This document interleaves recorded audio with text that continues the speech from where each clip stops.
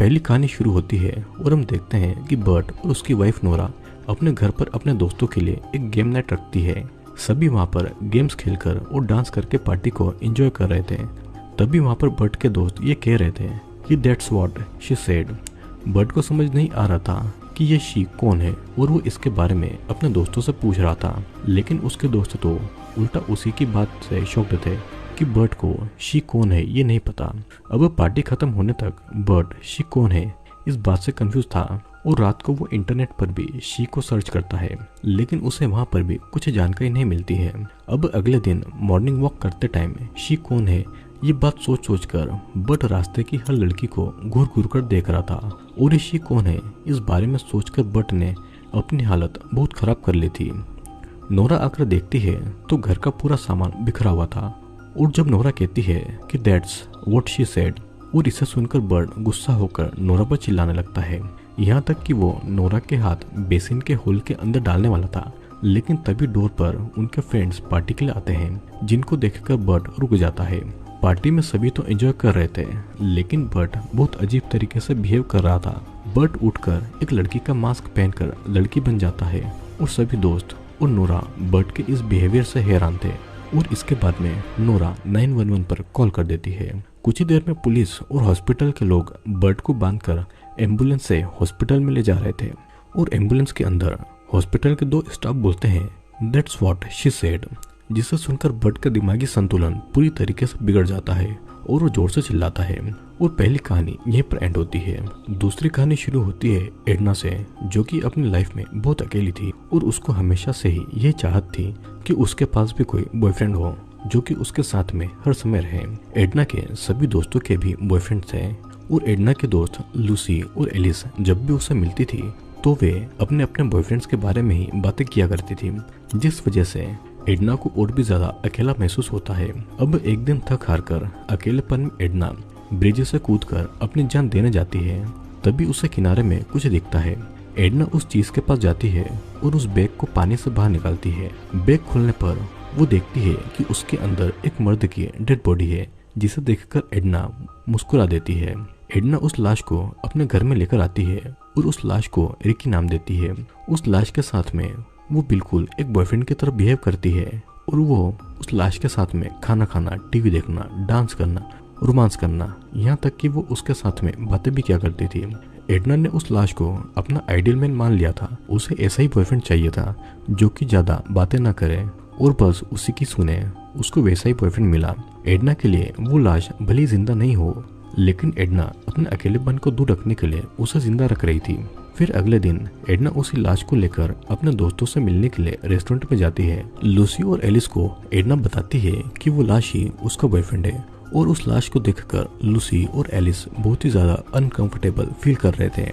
Alice normal behave करने की पूरी कोशिश कर रही थी और साथ ही वो एडना के बॉयफ्रेंड से बात करने का नाटक भी कर रही थी। एडना का तो यही कहना था कि उसका बॉयफ्रेंड थोड़ा शर्मीला है और इसीलिए वो ज्यादा कुछ नहीं बोलता है। तभी उस लाश का सर नीचे गिरने वाला था, जिसे देखकर लूसी और एलिस को बहुत ही घिन आती है। लूसी एडना को समझाती है कि वो बस एक लाश है और अकेलेपन की वजह से उसके दिमाग पर बहुत ही ज्यादा असर पड़ा है, तो उसे किसी डॉक्टर के पास जाकर अपना इलाज करवाना चाहिए। एडना को ऐसा लगता है कि उसके दोस्त उसके पास बॉयफ्रेंड होने से खुश नहीं है और इसीलिए वो नाराज होकर उस लाश को वहां से लेकर चली जाती है।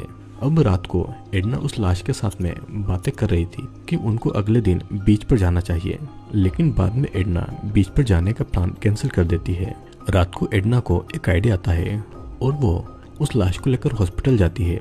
वहाँ पर वो एक सॉल्यूशन बनाकर उस लाश के अंदर इंजेक्ट कर देती है, जिस वजह से कुछ ही टाइम में वो लाश फिर से जिंदा हो जाती है और ये देखकर एडना बहुत ही ज्यादा खुश होती है। अब एडना के पास में एक जिंदा बॉयफ्रेंड था और वो लड़का बताता है कि उसका नाम साइडर है और अब से एडना को उसे साइडर ही बुलाना पड़ेगा। साइडर को जो रिकी नाम दिया था वो अब से उसे नहीं बुला पाएगी। फिर हम देखते हैं कि दोनों एक रेस्टोरेंट में जाते हैं। वहां पर एडना को पता लगता है कि दोनों की खाने की पसंद भी अलग अलग है और साइडर की बातें भी एडना समझ नहीं पाती थी। साइडर अपने पसंद के गाने और डांस कर रहा था और एडना को अब साइडर की बातें बहुत ही ज्यादा इरिटेटिंग लगने लगी थी और वो एक चाकू लेकर साइडर के गले को काट देती है। अब अगले दिन लाश को बैग में भरकर एडना उसे पानी में फेंक देती है और अब एडना को अपनी खुशी के लिए किसी की भी जरूरत नहीं थी। दूसरी कहानी यहीं पर खत्म होती है और तीसरी कहानी यहाँ से शुरू होती है। हम देखते हैं कि ल्यूक, क्रिस और जिमी ये 3 दोस्त रात को एक स्टोर को लूटने के लिए जाते हैं और वहाँ पर गन दिखाकर लोगों को डराकर सामान लूट रहे थे।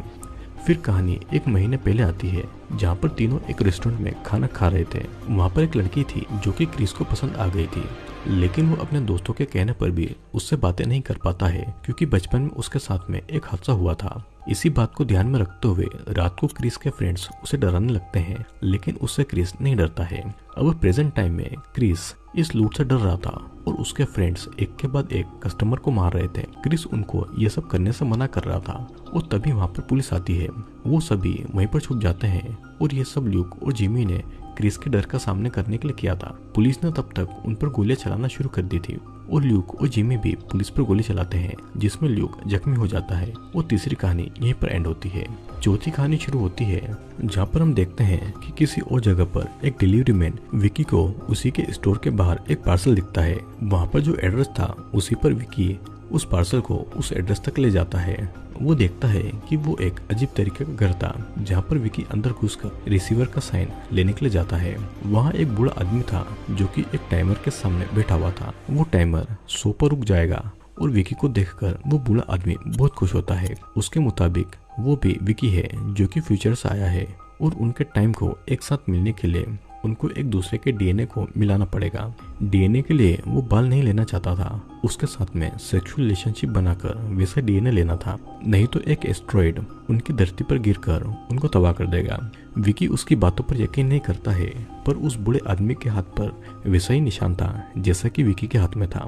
अब विकी की गाड़ी खराब हो चुकी थी तो वापस भी नहीं जा सकता था, तो इसीलिए वो उसी बूढ़े आदमी के साथ में अपना कुछ टाइम स्पेंड करने का डिसाइड करता है। विकी किसी भी हालत में उस बूढ़े आदमी के साथ में इंटीमेट नहीं होना चाहता था और बूढ़ा आदमी विकी को वो पार्सल खोलने को कहता है जिसके अंदर विकी के बचपन की ड्राइंग्स थी और उसे देखने के बाद में विकी को ये यकीन हो जाता है कि वो बूढ़ा आदमी ही उसका फ्यूचर है और वो उसके साथ में इंटीमेट हो जाता है और इन सब से उसको बहुत ही ज्यादा घिन आती है। विकी जब जाने के लिए निकल रहा था तो वहाँ पर एक कार आकर रुकती है जहाँ से एक पिज्जा डिलीवरी मैन आकर रुकता है और घर के अंदर वो बूढ़ा आदमी अपने हाथ पर लगा हुआ वो झूठा निशान हटाता है और वो टाइमर को फिर से शुरू कर देता है और इस बार आए पिज्जा डिलीवरी बॉय को देखकर वो बहुत ही ज्यादा खुश होता है। और इसी के साथ में ये चौथी कहानी भी खत्म हो जाती है। अब 5वीं कहानी शुरू होती है टोनी, टेडी, लकी और जोली से। सभी माफिया दोस्त थे और सभी एक दूसरे से हंसी मजाक कर रहे थे।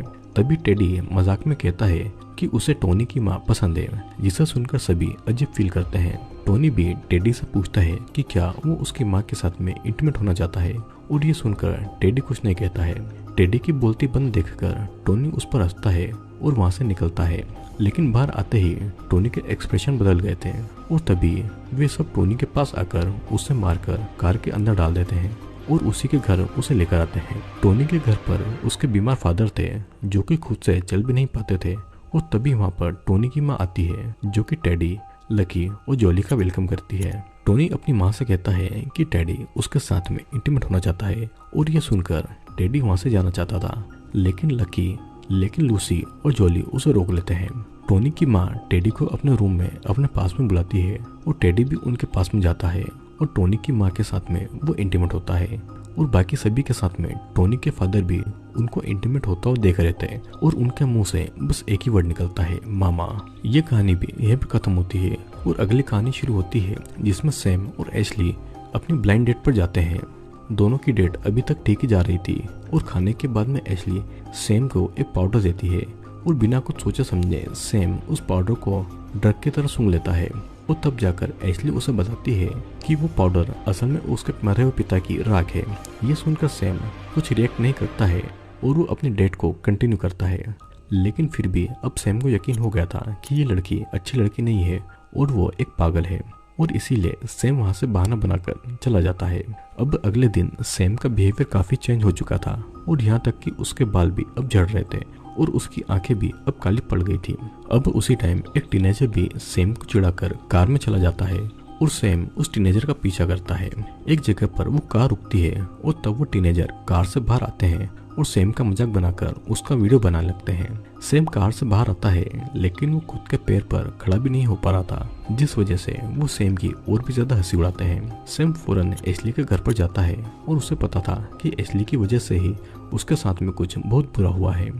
अब तक सेम के सर के सारे बाल झड़ चुके थे और तो और उसकी आवाज भी किसी बूढ़े आदमी की तरह हो चुकी थी। एशली के घर पर उसके फादर की फोटो लगी हुई थी जो कि बिल्कुल सेम के जैसे ही दिखते थे और वहीं पर एशली एक छोटी लड़की की तरह रेडी होकर बैठी हुई थी और अब तो सेम भी एशली के फादर की ही तरह बातें कर रहा था और एशली भी उसकी हर बात मान रही थी। कुछ देर के बाद में सेम वहां से आकर भागने की सोचता है लेकिन वो ये नहीं कर पाता है। एशली को पीछे आता देखकर सेम बेसमेंट में जाता है जहाँ पर बहुत सारे आदमी थे जो कि सेम को देखकर डैडी कह रहे थे और सेम भी पूरी तरीके से बदलकर एशली के फादर के रूप में ढल जाता है।